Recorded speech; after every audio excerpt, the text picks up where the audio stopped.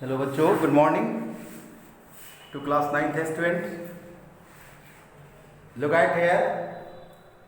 As we know that on previous day already we had discussed about Newton's law of motion, and we know very well that Newton has given three laws of motion to describe the motion of bodies, and these laws are known as Newton's laws of motion. Newton's first law of motion, already we had discussed about this first law of motion, means Newton's first law of motion.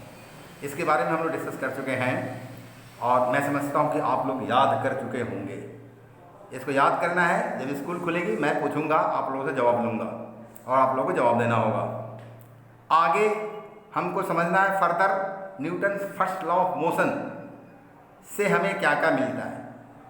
मुख्य रूप से दो बातों की जानकारी मिलती है, एक इनर्शिया के बारे में और दूसरा मोमेंटम के बारे में. तो इनर्शिया के बारे में हमको इस चैप्टर 2 के इस पार्ट में इनर्शिया के बारे में डिटेल में समझना है. उसके बाद मोमेंटम के बारे में वो Newton second law of motion देगा, मोमेंटम का सिद्धांत, जिसके बारे में हमको समझना है. इसमें हमें दो बातें समझ में आती है, इनर्शिया और टाइप्स ऑफ इनर्शिया में क्या है, इनर्शिया ऑफ रेस्ट और इनर्शिया ऑफ मोशन. ये दो बातें समझ में आती है Newton first law of motion के द्वारा. So the tendency of a body to remain stationary or if moving to continue moving in a straight line is known as inertia. क्या है, बॉडी का वह टेंडेंसी, जिस टेंडेंसी के कारण किसी बॉडी का, किसी वस्तु की वह प्रवृत्ति, जिस प्रवृत्ति के कारण वह वस्तु स्थिर अवस्था में रहना चाहती है अथवा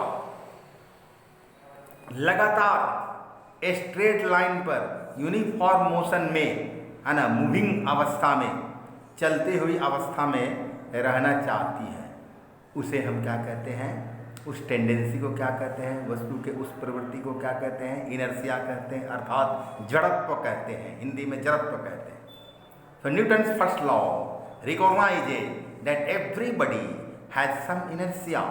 हर वस्तु में कुछ इनर्शिया होता है, कुछ जड़त्व होता है ना. So what is inertia? The inertia is that property of a body due to which it resists a change in its state of rest or of uniform motion. So we have to understand about inertia and we have to know the simple formula of inertia. So inertia is that property of a body due to which it resists a change in its state of rest or of uniform motion. So this is known as inertia.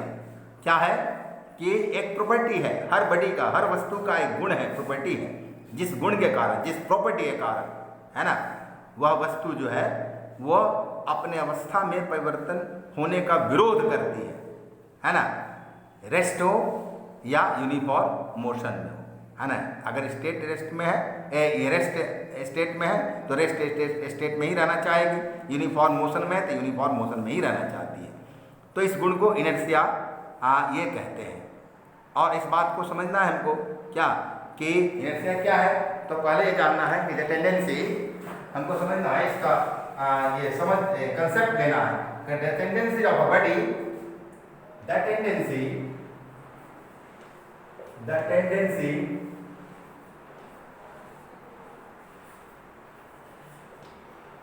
Of a body, the tendency of a body to remain at rest, to remain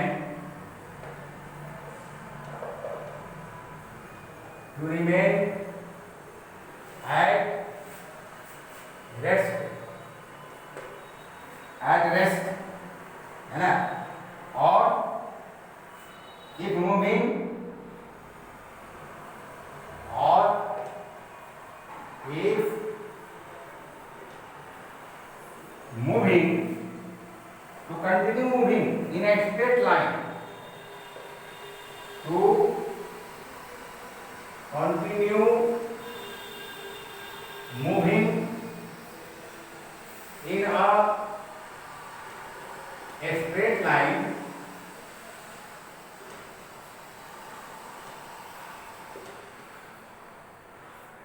straight line में, है ना, is called inertia,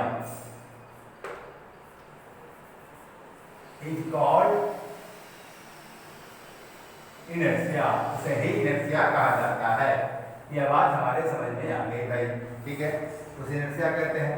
और उसके बाद हमको inertia के definition को समझना है। We have to know about the definition of inertia. तो इनर्शिया की डेफिनेशन जानना है। इनर्शिया इज दैट प्रॉपर्टी, है ना, मीन्स, या लिख सकते हैं it means,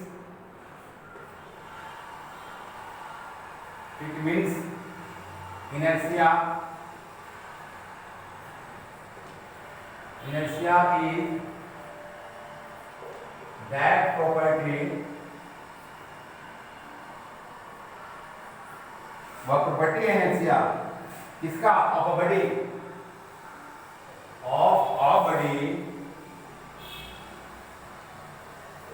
due to which, जिसके कारण, due to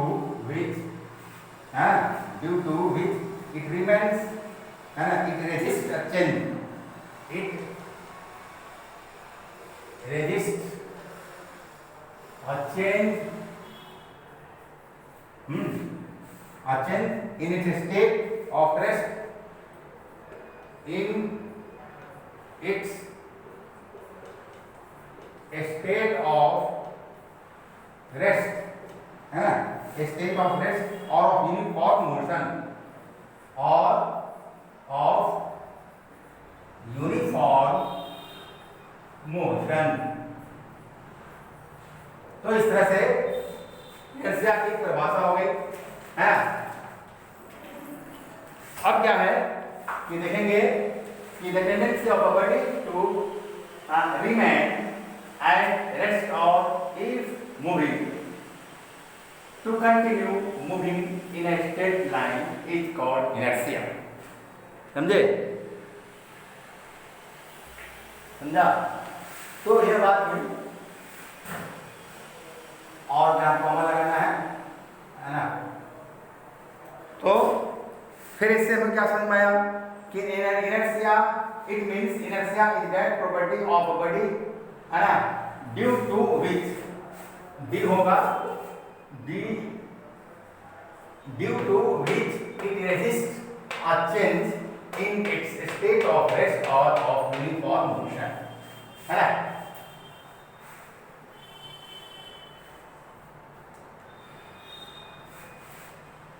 अब देखिए इनर्शिया यदि बड़ा होगा, है ना, तो ऑब्जेक्ट के अवस्था में परिवर्तन लाने के लिए, रेस्ट से मोशन में लाने के लिए या मोशन से रेस्ट में लाने के लिए ग्रेटर फोर्स अप्लाई करना पड़ेगा। So greater the inertia of a body, greater will be the force required to bring a change in its state of rest और of uniform motion. In fact mass is a measure of the inertia of a body. Mass क्या है? मास ये body के inertia का माप है। Mass is a measure of the inertia of a body. If a body has more mass, it has more inertia. जिस body का ज़्यादा मास होगा उसमें ज़्यादा इनर्शिया होगा। 1 किलोग्राम की वस्तु अगर स्थिर अवस्था में है तो उसमें rest, inertia of rest 1 kilogram के हिसाब से है, और अगर 50 किलोग्राम का कोई ऑब्जेक्ट रेस्ट स्टेट में है तो उसमें इनर्शिया 1 किलोग्राम के ऑब्जेक्ट से 50 गुना ज़्यादा है, 50 टाइम्स ज़्यादा है, यानी ग्रेटर इनर्शिया है। इसलिए कहा गया कि mass is the major of the inertia of a body. तो क्या आया समझ में आया? Mass is the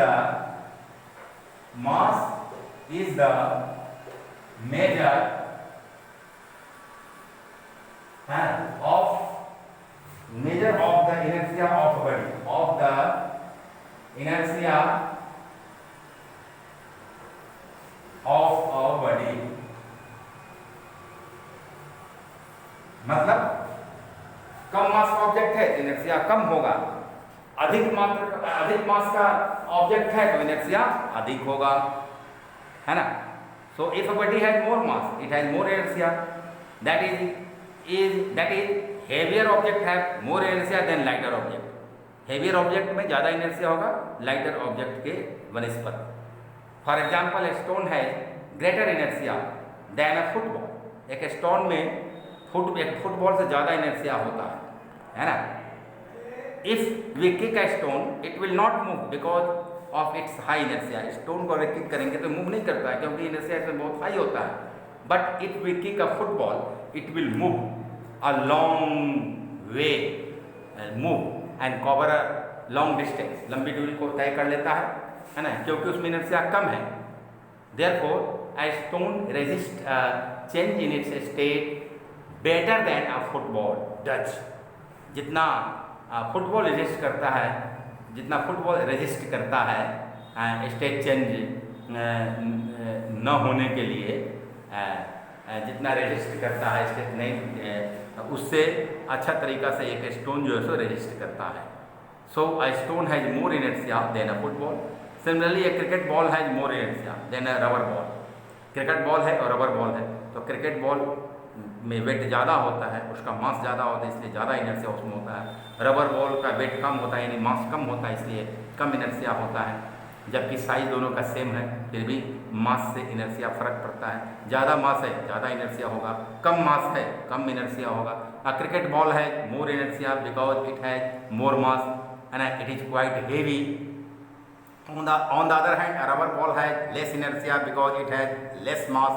It is quite light. Therefore, the inertia of a body depends on its mass. Body का इनर्शिया उसके मास पर डिपेंड करता है। As for example, if a body has mass 1 kilogram and another body has a mass of 20 kilogram, then the body having 20 kilogram mass will have more inertia. So it is easier to move a body of mass 1 kilogram by pushing it because of its small inertia, but it is much more difficult to move a body of mass 20 kilograms by pushing it because of its very high inertia। अब देखिए एक toy car है, तो एक toy car का मास बिल्कुल ही छोटा होता है, इसे इसका इनर्शिया बहुत छोटा होता है इसलिए हम इसको इजीली पुश करके मूव करा देते हैं। पर एक रियल कार जो होगा उसका बहुत बड़ा मास होगा इसलिए इसका बहुत बड़ा इनर्शिया होगा और उसको हम पुश करके मूव करना, अगर मूव करना चाहे तो काफ़ी डिफ़िकल्ट होगा हमारे लिए क्योंकि उसका इनर्शिया बहुत ज़्यादा होता है। इसलिए ये क्या कहता है यहाँ पर कि the inertia of a body depends on its mass, है ना। The inertia of a body depends on its mass. मतलब क्या कहा कि यहाँ एक बात समझ में आई कि ऑब्जेक्ट यहाँ की हेवियर ऑब्जेक्ट है more inertia than lighter object. क्या समझ में आया भाई? हेवियर ऑब्जेक्ट है ना, heavier object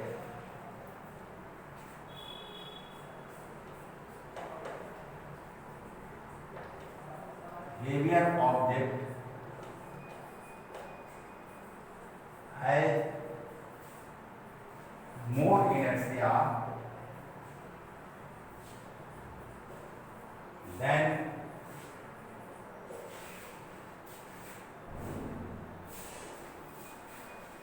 than lighter object।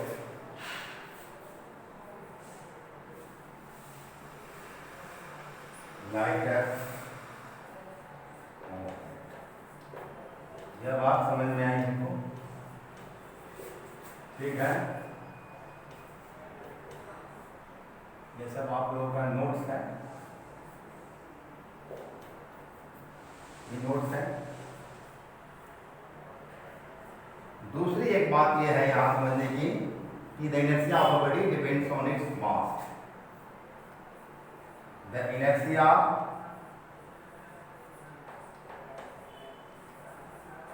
Of a body depends on its mass पर डिपेंड करता हो। तो इतनी बातें हम लोग के समझ में आई। अब आगे फिर इसी इनर्शिया को और डिटेल में समझना है जिसके बारे में हम लोग कल समझेंगे। So next day we will discuss more about the inertia and I think that this much is enough for all of you for today। Okay, thanks to all।